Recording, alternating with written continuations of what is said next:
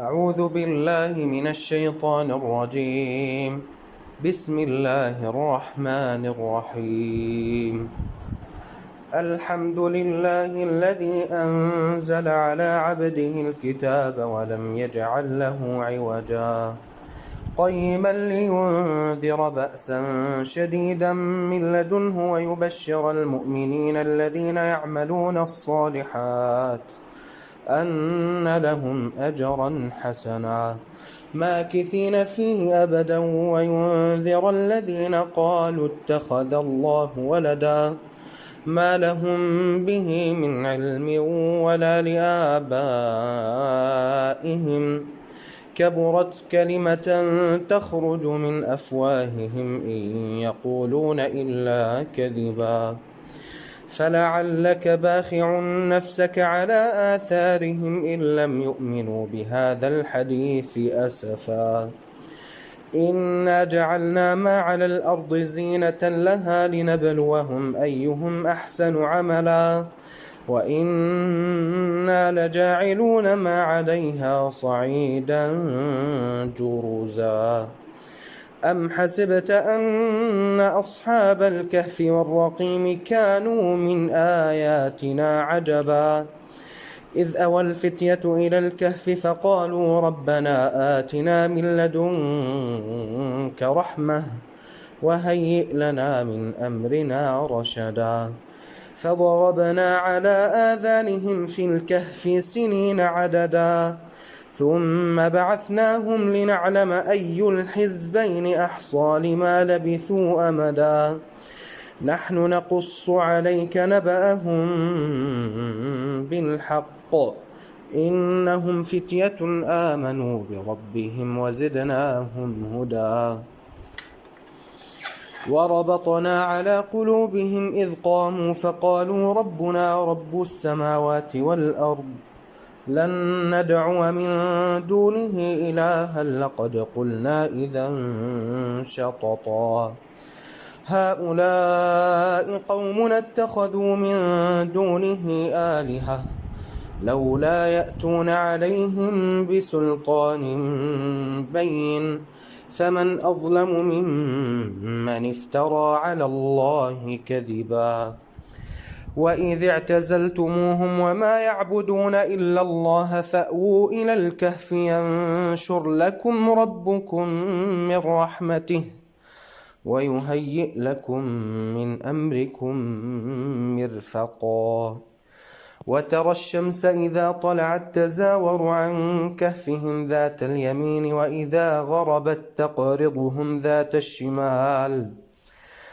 وإذا غربت تقرضهم ذات الشمال وهم في فجوة منه ذلك من آيات الله من يهد الله فهو المهتد ومن يضلل فلن تجد له وليا مرشدا وتحسبهم أيقاظا وهم رقود ونقلبهم ذات اليمين وذات الشمال وكلبهم باسط ذراعيه بالوصيد لو اطلعت عليهم لوليت منهم فرارا ولملئت منهم رعبا وكذلك بعثناهم ليتساءلوا بينهم قال قائل منهم كم لبثتم قالوا لبثنا يوما أو بعض يوم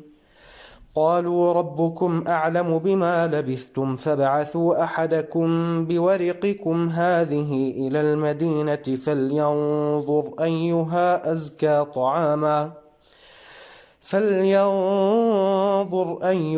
أزكى طعاما فليأتكم برزق منه وليتلطف ولا يشعرن بكم أحدا إنهم إن يظهروا عليكم يرجموكم أو يعيدوكم في ملتهم ولن تفلحوا إذا أبدا وكذلك أعثرنا عليهم ليعلموا أن وعد الله حق وأن الساعة لا ريب فيها إذ يتنازعون بينهم أمرهم فقالوا ابنوا عليهم بنيانا ربهم أعلم بهم قال الذين غلبوا على أمرهم لنتخذن عليهم مسجدا سيقولون 3 رابعهم كلبهم ويقولون 5 سادسهم كلبهم رجما بالغيب ويقولون 7 وثامنهم كلبهم قل ربي أعلم بعدتهم ما يعلمهم إلا قليل فلا تمار فيهم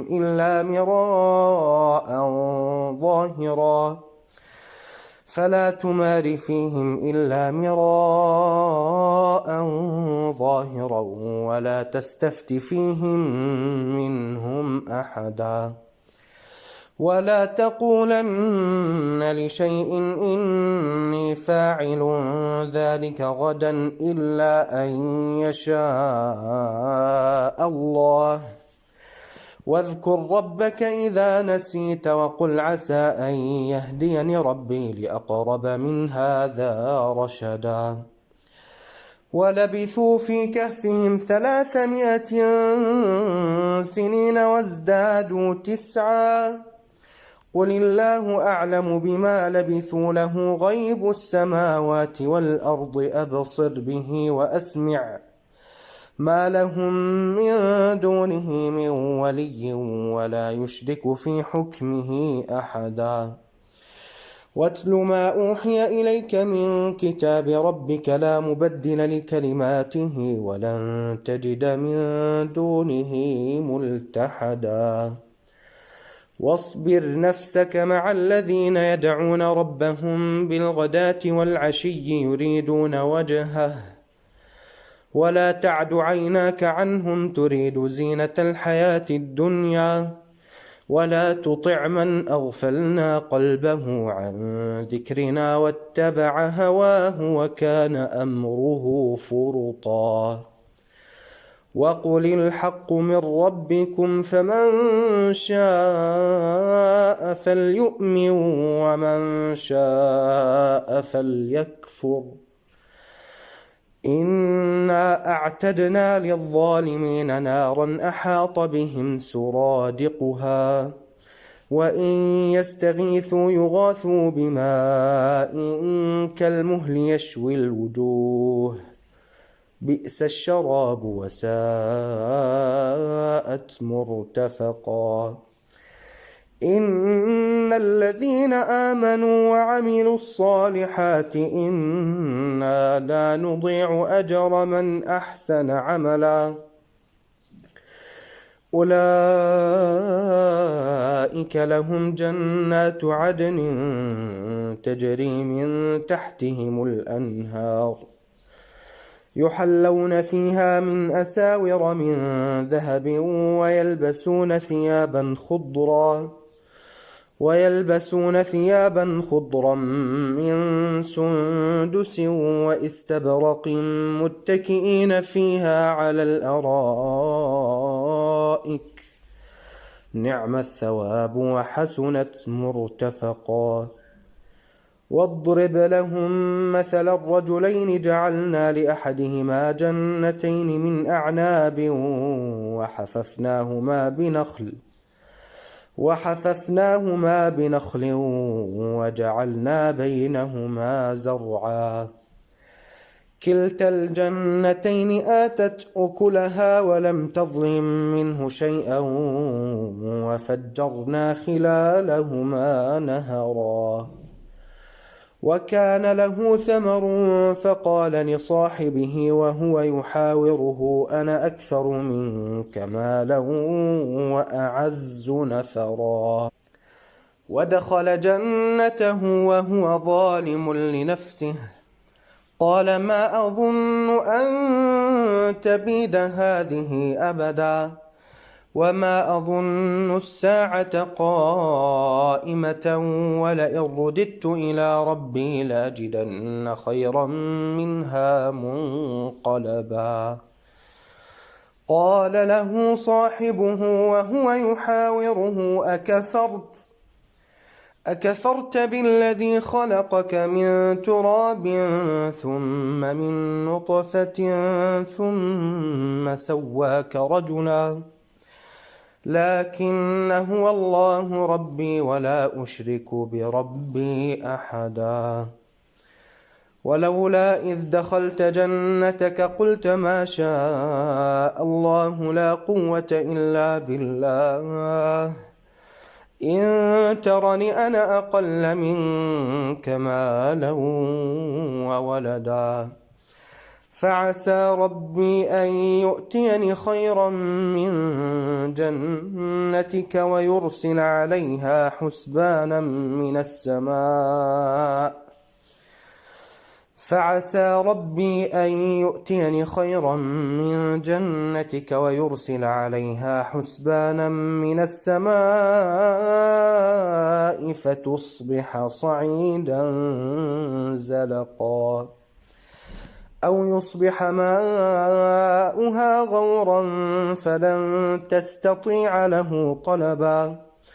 وأحيط بثمره فأصبح يقلب كفيه على ما أنفق فيها وهي خاوية على عروشها ويقول يا ليتني لم أشرك بربي أحدا. ولم تكن له فئة ينصرونه من دون الله وما كان منتصرا. هنالك الولاية لله الحق هو خير ثوابا وخير عقبا. واضرب لهم مثل الحياة الدنيا كماء إن أنزلناه من السماء فاختلط به نبات الأرض فأصبح هشيما تذروه الرياح وكان الله على كل شيء مقتدرا. المال والبنون زينة الحياة الدنيا والباقيات الصالحات خير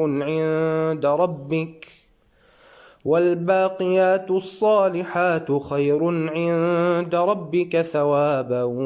وخير أملا.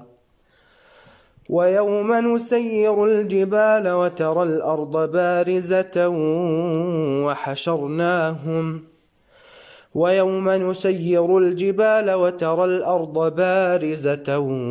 وحشرناهم فلم نغادر منهم أحدا.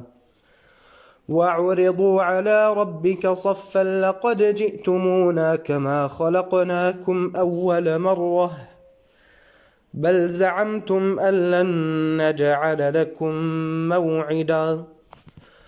ووضع الكتاب فترى المجرمين مشفقين مما فيه ويقولون يا ويلتنا ما لهذا الكتاب لا يغادر صغيرة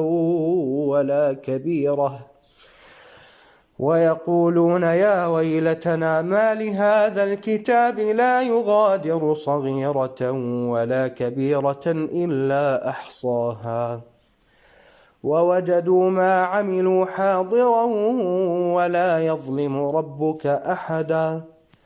وإذ قلنا للملائكة اسجدوا لآدم فسجدوا إلا إبليس كان من الجن ففسق عن أمر ربه أفتتخذونه وذريته أولياء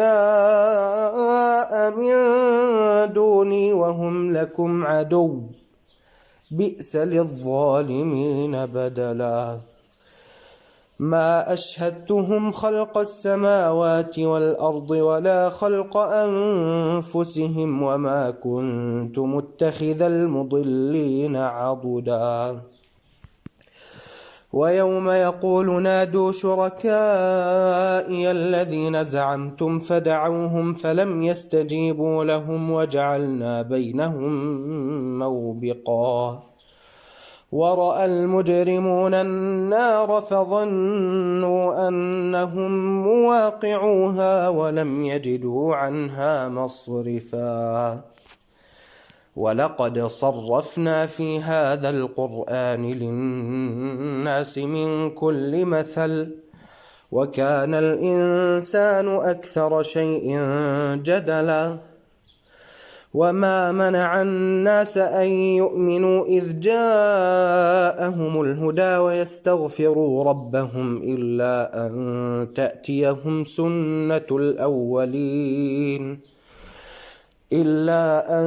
تأتيهم سنة الأولين أو يأتيهم العذاب قبلا وما نرسل المرسلين إلا مبشرين ومنذرين ويجادل الذين كفروا بالباطل ليدحضوا به الحق واتخذوا آياتي وما أنذروا هزوا ومن أظلم ممن ذكر بآيات ربه فأعرض عنها ونسي ما قدمت يداه إنا جعلنا على قلوبهم أكنة أن يفقهوه وفي آذانهم وقرا وإن تدعوهم إلى الهدى فلن يهتدوا إذن أبدا وربك الغفور ذو الرحمة لو يؤاخذهم بما كسبوا لعجل لهم العذاب بل لهم موعد لن يجدوا من دونه موئلا وتلك القرى أهلكناهم لما ظلموا وجعلنا لمهلكهم موعدا وإذ قال موسى لفتاه لا أبرح حتى أبلغ مجمع البحرين أو أمضي حقبا فلما بلغا مجمع بينهما نسيا حوتهما فاتخذ سبيله في البحر سربا فلما جاوزا قال لفتاه آتنا غداءنا لقد لقينا من سفرنا هذا نصبا قال أرأيت إذ أوينا إلى الصخرة فإني نسيت الحوت وما أنسانيه إلا الشيطان أن أذكره واتخذ سبيله في البحر عجبا قال ذلك ما كنا نبغ فارتدا على آثارهما قصصا فوجدا عبدا من عبادنا آتيناه رحمة من عندنا وعلمناه من لدنا علما قال له موسى هل أتبعك على أن تعلمني مما علمت رشدا قال إنك لن تستطيع معي صبرا وكيف تصبر على ما لم تحط به خبرا قال ستجدني إن شاء الله صابرا ولا أعصي لك أمرا قال فإن اتبعتني فلا تسألني عن شيء حتى أحدث لك منه ذكرا فانطلقا حتى إذا ركبا في السفينة خرقها قال أخرقتها لتغرق أهلها لقد جئت شيئا إمرا قال ألم أقل إنك لن تستطيع معي صبرا قال لا تؤاخذني بما نسيت ولا ترهقني من أمري عسرا فانطلقا حتى إذا لقيا غلاما فقتله قال أقتلت نفسا زكية بغير نفس لقد جئت شيئا نكرا قال ألم أقل لك إنك لن تستطيع معي صبرا قال إن سألتك عن شيء بعدها فلا تصاحبني قد بلغت من لدني عذرا فانطلقا حتى إذا أتيا أهل قرية استطعما أهلها فأبوا أن يضيفوهما فوجدا فيها جدارا يريد أن ينقض فأقامه قال لو شئت لاتخذت عليه أجرا قال هذا فراق بيني وبينك سأنبئك بتأويل ما لم تستطع عليه صبرا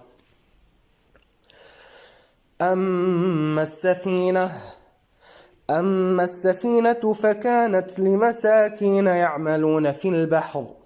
فأردت أن أعيبها وكان وراءهم ملك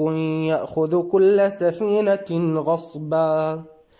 وأما الغلام فكان أبواه مؤمنين فخشينا أن يرهقهما طغيانا وكفرا فأردنا أن يبدلهما ربهما خيرا منه زكاة وأقرب رحما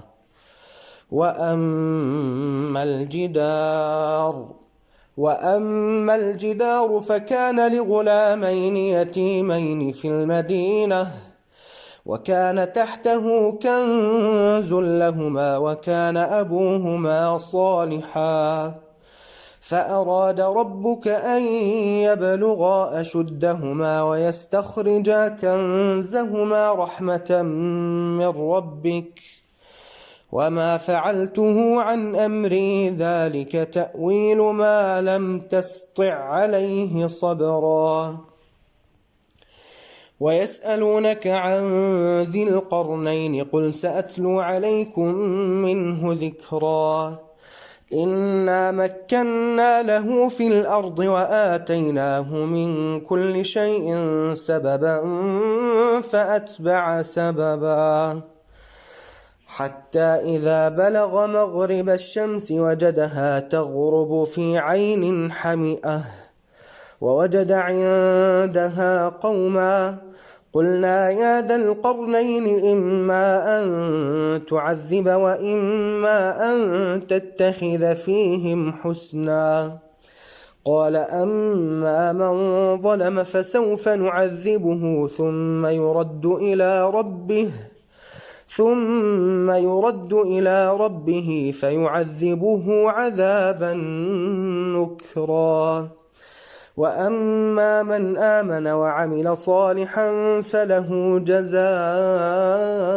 الحسنى وسنقول له من أمرنا يسرا ثم أتبع سببا حتى إذا بلغ مطلع الشمس وجدها تطلع على قوم لم نجعل لهم من دونها سترا كذلك وقد أحطنا بما لديه خبرا ثم أتبع سببا حتى إذا بلغ بين السدين وجد من دونهما قوما لا يكادون يفقهون قولا قالوا يا ذا القرنين إن يأجوج ومأجوج مفسدون في الأرض فهل نجعل لك خرجا على أن تجعل بيننا وبينهم سدا قال ما مكني فيه ربي خير فأعينوني بقوة أجعل بينكم وبينهم ردما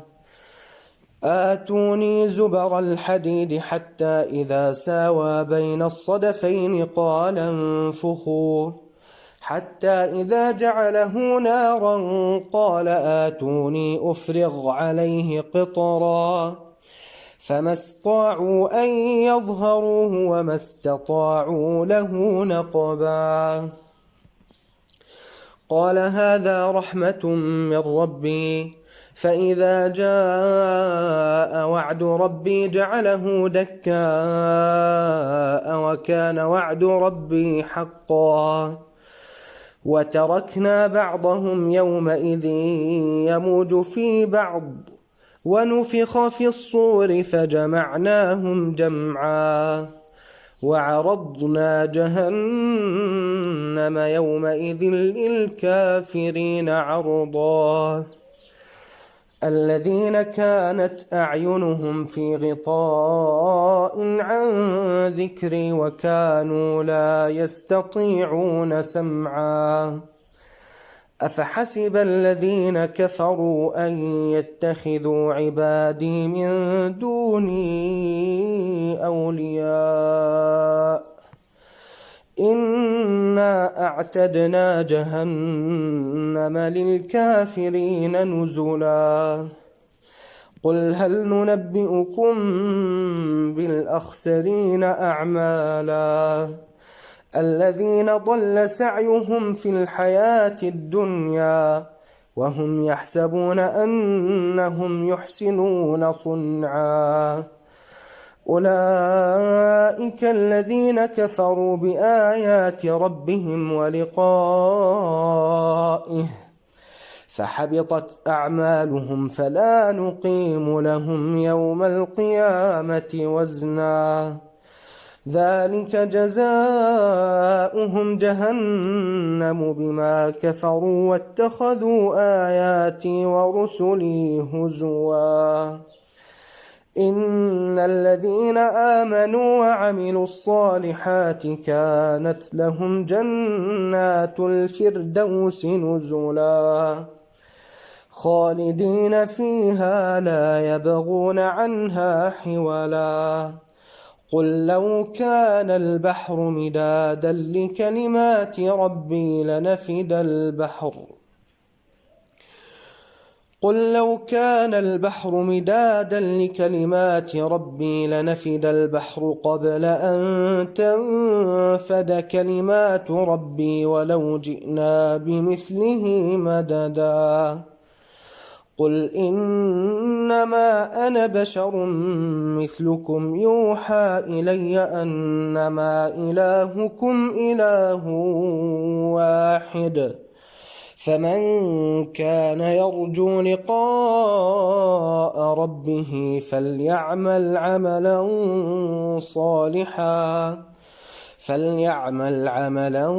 صالحا ولا يشرك بعبادة ربه أحدا.